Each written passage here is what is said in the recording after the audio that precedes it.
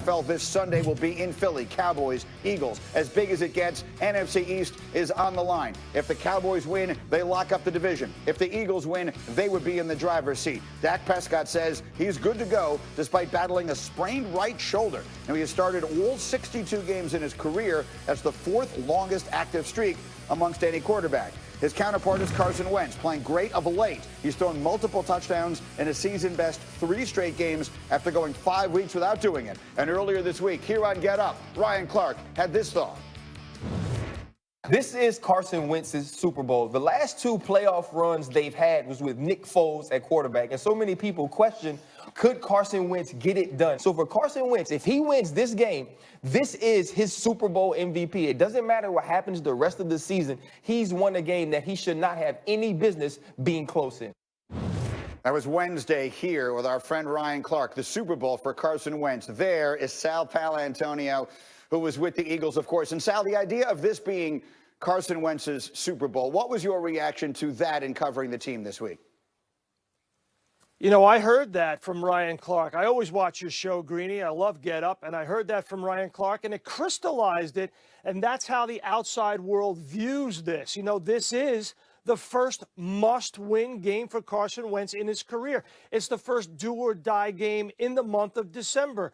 So I went around the locker room and I started talking to the veteran players about what kind of pressure there is on number 11, on their franchise quarterback. You give him $128 million in the offseason, a big extension. Moments like these, that's why you give him that extension. And Fletcher Cox said to me, you know, we're all aware of it. We understand all the noise around Carson Wentz. We understand the kind of pressure that he might be feeling from the outside. So he said, I go up and talk to him all the time, and I don't talk football. I just talk family with him to try to get his mind off of it. And then I talked to Malcolm Jenkins, the big leader on defense, and he said, you know what, I told Carson Wentz he doesn't have to do anything different than he did in the last couple of weeks. Well, all he did, Greeny, in the last couple of weeks is pull a rabbit out of his hat. Monday Night Football against the Giants, and then at FedEx Field, 2 walk-off wins where he was nearly flawless, nearly perfect. So that's how the teammates are handling it. What is your sense of how Carson Wentz himself is handling the kind of pressure that you're talking about? You know, I've known this young man since he came into the National Football League. I've seen the ups and downs, him get injured right before the Super Bowl run, and Nick Foles takes his place. I know what he's been through. And I can tell you that right now, I think he's in the best place that he could possibly be for this showdown against the Dallas Cowboys. Why?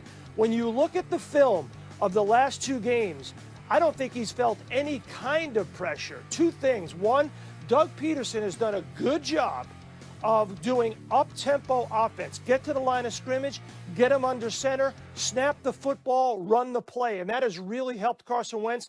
The other thing is him being able to get out of the pocket, get away from the rush. His QBR, when he's on the run, Michael, is 4th best in the National Football League. And that will help him also in another critical area. He's got 5 lost fumbles in the last 5 games.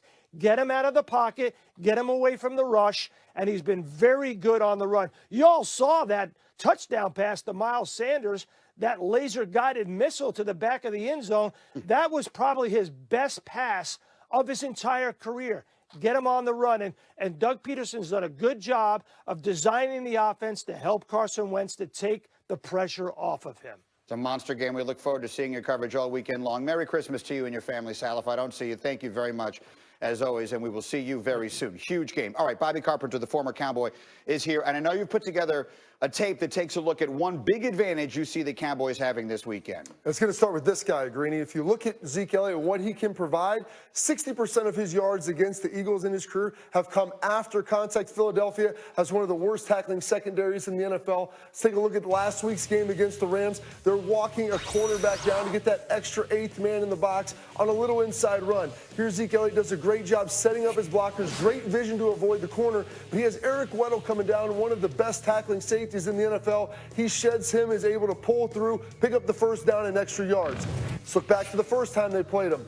Philadelphia, the Eagles getting the corner down in the box, 8th man there to help stop the run against Zeke. Another inside run. He sets it up, avoids the linebacker on the run through, IDs Malcolm Jenkins, the best tackler in the Eagles secondary. That's Buckeye and Buckeye crime. Now he's there eating that Philly cheesesteak. This is going to be a big game for Zeke against that Eagles secondary. So I have Dominic Foxworth in here twice a week, and he is the president of the Dak Prescott fan club, and I was fighting with him yesterday. This is Zeke's game, right? This is not Dak's game. This is Zeke's game. This is Zeke's game. When you look at it, if there are more correlated in wins with Zeke having better games than with Dak having better games. When Zeke gets going in the first half, they are a tough team to stop. When he has more than 65 yards, they are 4-1 in the first half. Yeah, especially with Dak banged up. We'll see what they're able to do. So that's the game for the top of the NFC East. Way down to the bottom of the division comes Washington, and there's been a dreadful season again there. And it took another turn this week with the report from a Redskins radio reporter, Craig Hoffman, who is a credible source, saying that team president Bruce Allen is the one who has the authority to throw challenge flags during games, not the coaching staff. To be clear what we're talking about, obviously he's not physically throwing the flag, but the head coaches, we all see them, they have someone instructing them, throw a challenge here, throw a challenge there. And in practically every case, that is a coach who is assigned to that responsibility. In Washington, according to Craig Hoffman, it is team president Bruce Allen's responsibility. If that is indeed the case, what's everyone's reaction? It seems strange, right? I think there's always somebody, like you said, who's watching the TV copy because those replays come up faster. So the coach wants somebody in his ear that can see that immediately and let him know, advise him whether to challenge.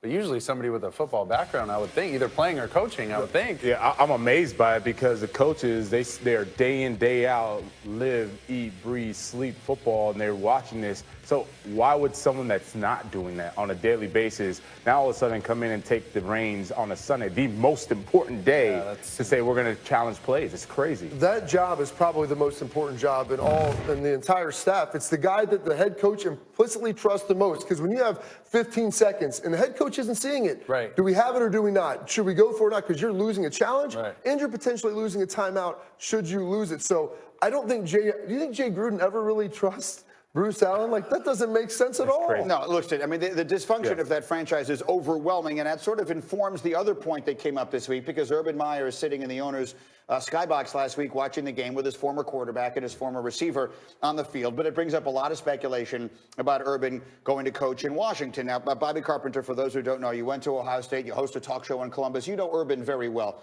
What is your sense of his interest in coaching in the NFL, whether it's Washington or someplace else? Well, Washington, I don't know about that, but someplace else, you've heard him say publicly, I've heard him talk privately about it, like, and this is something that he's, secretive about, like, the Dallas Cowboys call, like, you listen.